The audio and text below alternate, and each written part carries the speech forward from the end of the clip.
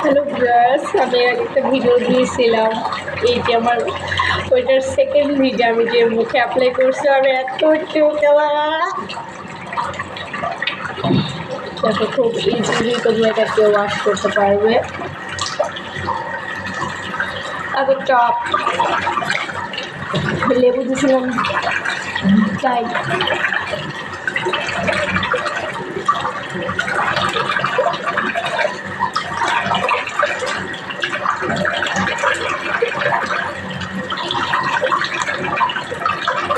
এত টক আমার মুখে পুরো চলে গেছে।